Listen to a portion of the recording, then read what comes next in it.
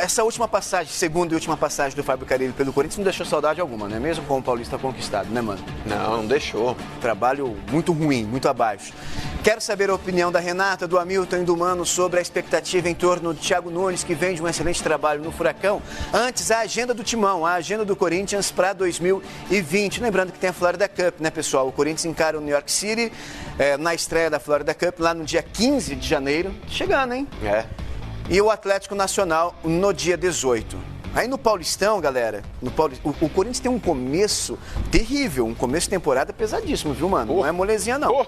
Ó, o Corinthians encara o Botafogo de Ribeirão Preto, uma equipe que sempre vem muito forte no Campeonato Paulista, é muita tradição. O Mirassol, que é uma viagem desgastante ao noroeste do estado de São Paulo, 600 quilômetros, vai de avião, é molezinha, mas calor daqueles, né? A Ponte Preta fora de casa também.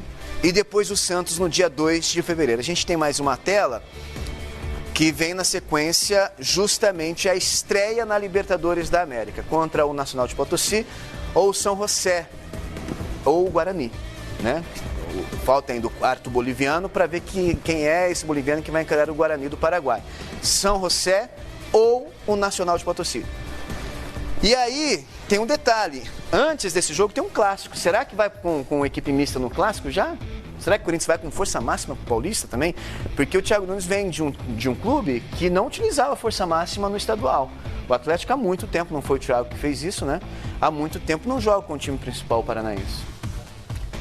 Complicado, né, Jackson? Porque é uma situação aí que eu particularmente achei que o Thiago Nunes já deveria ter assumido o time no final do ano. Tô contigo. O Thiago Nunes ele perdeu uma grande chance de já ter, talvez aí, pelo menos um mês e meio para trabalhar com essa galera, conhecer o elenco, ver quem ele quer contar e quem ele não quer contar, para que ele pudesse realmente já traçar um planejamento para 2020. O grande problema aí do Thiago Nunes vai ser justamente correr contra o tempo. Ele vai ter que pegar como se fosse um paciente, sabe aquele paciente que tem aquela gaiola na perna? Sim. Aí você tira a gaiola, você precisa fazer uma fisioterapia. Você não consegue correr uma maratona depois de tirar aquela gaiola, aquela engenhoca da perna. Então, ele vai ter que fazer o Corinthians correr uma maratona num curto espaço de tempo. Ele vai ter que brigar contra o tempo. O Corinthians ele vai ter que mudar um perfil, uma filosofia de jogo que já estava enraizada no time desde 2008. Quando o Corinthians ele vai para a Série B, aí chega o Mano Menezes com aquele pensamento que deu certo. O pensamento do Mano Menezes, depois foi o Tite, agora com o Carille. O Corinthians ele mantém essa filosofia de jogo há muito tempo, mais de 10 anos. Então ele vai ter que desconstruir isso para implantar uma filosofia totalmente inovadora. Uma filosofia totalmente ofensiva, coisa que o Corinthians não tinha dentro desses últimos anos que passou. Então, pega aí, Florida Cup, vai conhecer lá o elenco abraçando o Pateta e o Mickey. Depois ele pega um Campeonato Paulista, que vai servir de laboratório, inclusive para tentar implementar uma nova tática, um novo perfil, alguns jogadores que ele possivelmente vai tirar do time. O Ralf é um volante que no perfil do Thiago Nunes não joga. E aí depois já pega uma estreia nessa fase que antecede a fase de grupos da Libertadores, que vai ser muito perigosa também, porque são 2 jogos eliminatórios. Você vai pegar um adversário na fase 2, depois pega um outro adversário na fase 3. O Corinthians já começa o ano decidindo o futuro do ano inteiro. Ô Hamilton, foi mal o Thiago Nunes e o Corinthians também, que não foi uma decisão óbvia que partiu só do Thiago Nunes, dele não iniciar esse trabalho já em 2019? Ou você acha que dá tempo dele mostrar e implementar essa filosofia de jogo nesse Corinthians, como a gente viu na reportagem, né? Há 10 anos está acostumado a jogar de um jeito? Eu acho que se ele chega para fazer todas essas mudanças que o Mano falou, ele não deveria ter assumido durante o Campeonato Brasileiro. Porque se ele assume durante o Campeonato Brasileiro é para varrer, é para mudar o elenco, é para trocar, é para colocar peças que vão trazer o futebol ofensivo que todo mundo está querendo que o Corinthians jogue. E aí corria o risco de não entrar na Libertadores, de talvez não ir para a Sul-Americana, enfim. Então eu acho que ele assume no momento certo. Agora, é uma sofrência, hein? A galera já tá sofrendo antes do campeonato começar, antes da temporada começar. Embaixo de tudo isso aí que foi falado, tem a situação que é ganhar o Paulista, ganhar a Copa Flórida, ganhar o Paulista, ir bem na Libertadores, começar bem o Brasileiro, ganhar... Coitado do cara, nem assumiu, já tá demitido, né? É muita expectativa já em cima dele. Caramba, Thiago Nunes balança. Pô, gente, não é assim. A partir do momento que você rompe um trabalho que vinha aí de 10 anos... que você quer assumir, quer tomar uma outra vertente, e aí você... Como é que vai ser esse trabalho? Vai ser só com o time principal ou vai trazer a base junto? É uma nova filosofia de trabalho no futebol por completo do Corinthians ou é só no time principal? O que vai fazer o Thiago Nunes? Tem que esclarecer, tem que mostrar. Se é para mudar tudo, geral, para mudar geral mesmo, não vai ser em 2020 que isso vai mudar de uma hora para outra. Vai mudar lá para o Campeonato Brasileiro, vai engrenar no Campeonato Brasileiro, quando a Libertadores já estiver na fase mais madura. E aí não adianta ficar pensando em título de Florida Cup e Campeonato Paulista. Só que tem um detalhe, né, Milton? Renata e Mano. O Corinthians está na fase 2, tem a fase 3 para chegar na fase de grupos da Libertadores.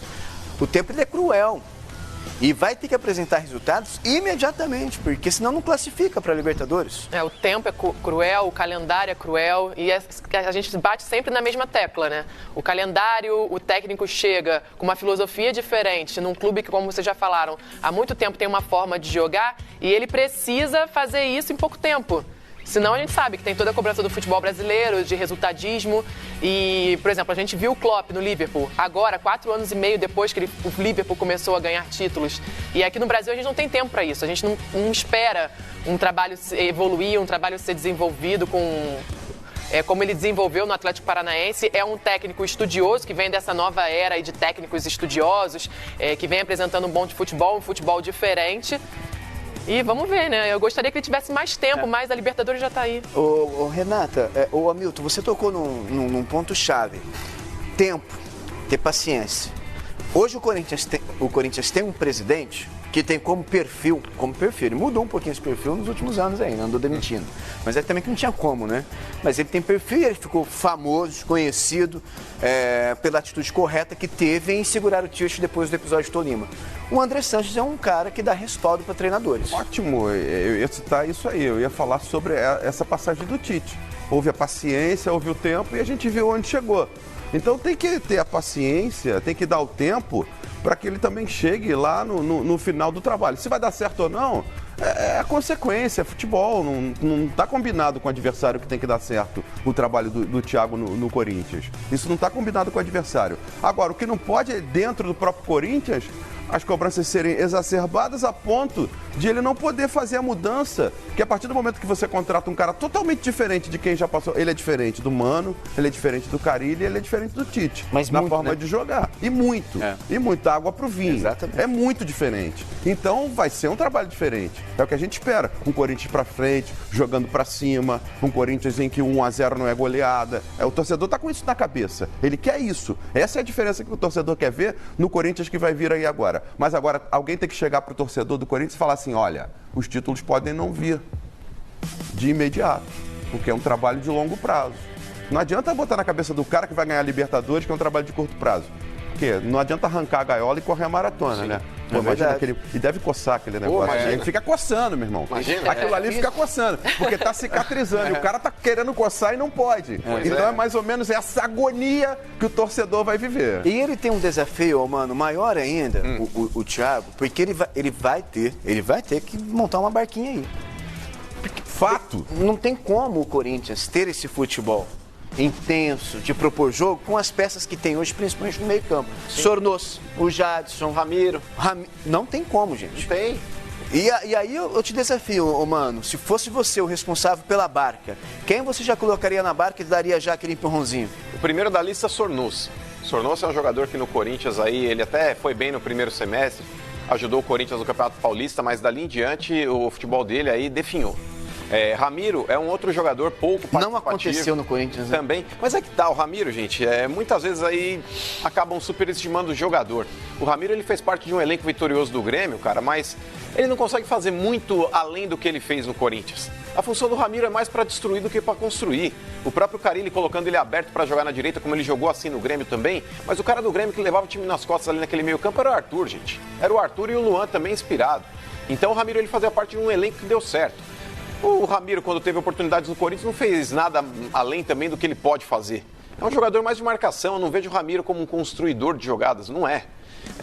Você tem ali também os jogadores da defesa. O Manuel já terminou o contrato, tá indo embora. Mas outro cara que também bem aquém do que pode jogar, aliás, também não dá para esperar dele, é um futebol que o Guilherme Arana apresentou. Danilo Avelar. Não dá, não. Danilo Avelar também, bem abaixo do que pode. Wagner Love também teve chances aí durante o ano para se firmar como centroavante e tecnicamente é o melhor centroavante que o Corinthians tem, porém, o ano do Wagner Love foi bem abaixo também, depois do Campeonato Paulista o futebol dele morreu. Eu não sei se isso tem a ver também com a participação do Carille, muitas vezes dando declarações pra ali... Pra mim tem, viu, mano? Alfinetando o elenco, muitas vezes desmotivando o próprio grupo, isso aí interfere também no futebol que os caras jogam. Aquela entrevista que o Bocelli deu, mano, o Bocelli sem filtro total, foi o primeiro a colocar o dedo na ferida. Gente, não adianta vocês cobrarem da gente se a bola não chega. Desabafou. E a bola não chegava mesmo. Então acho que a gente tem que ter uma certa cautela para criticar individualmente jogadores, justamente pelo fato do esquema tático adotado pelo Carille nesse ano de 2019 não ter dado certo. Isso compromete o rendimento do cara dentro de campo. Mas alguns jogadores que eu pontuei aí, Sornosa, Ramiro, Danilo Avelar, esses aí, sinceramente, eu não retiro, não. São jogadores aí que ficaram bem abaixo e se tiver a possibilidade de negócio, tem que negociá-lo sim. Dodô, garoto do terrão, galera. Pode estar voltando para o Corinthians, voltando para suas origens. Bom nome. Te agrada, Hamilton? Se jogar, né? Qual o Dodô que a gente vai ver? Esse aí? Esse do Cruzeiro? Foi mal, né? Esse aí... Ele foi reserva do Egídio, gente. Esse daí não vai jogar em lugar nenhum. Reserva do Egídio. Eu acho que o trabalho do Thiago, o do Thiago Nunes, é um trabalho em que ele consegue formar bons grupos. Porque se você olha o Atlético Paranaense, é um excelente grupo. Tem determinadas equipes que surgem no futebol nacional em que você junta alguns jogadores que foram rejeitados em uns clubes, não tiveram oportunidade em outro e tal, e você faz um bom elenco, faz um bom grupo, faz ali um grupo de 15, 16 jogadores que você vai fazendo a rotação, eles se encaixam e mostram um bom futebol e conquistam, como conquistou o Atlético Paranaense. Eu tenho dúvidas se você, de repente, tirar algumas peças ali do time do Atlético Paranaense, como já aconteceu com o Pablo, que você tirou daquele encaixe ali e botou no São Paulo e não rendeu por enquanto o que se esperava dele. Em compensação, você pega jogadores como o Wellington, que não rendiam nada no Vasco, e você bota no Atlético Paranaense, dentro desse trabalho feito pelo Thiago Nunes, e ele joga um bom futebol. O Camacho. E aí o ponto que eu quero chegar é o Júnior Urso. Para mim foi o melhor jogador do Corinthians no campeonato. E eu acho que é um jogador que o Thiago Nunes gosta de trabalhar. É aquele chamado volante, eu odeio essa palavra, acho horrível, mas enfim, é um jogador de meio campo que sai de uma área, o box to box, que sai da área dele e chega na outra área, a gente vê ele fazendo gol. Pô, esse jogador é moderníssimo. Mas tá indo embora? É o jogador para jogar para frente. Tá indo embora. Mas por que tá indo embora? Por que né? tá indo embora? Porque é o cara que todo mundo olha e vê, pô, é um jogador moderno. É o jogador que todo treinador quer hoje. E ele ficou dodói com as críticas. Ele não assimilou bem, não gostou das críticas de parte da torcida em relação ao futebol do Júnior Urso.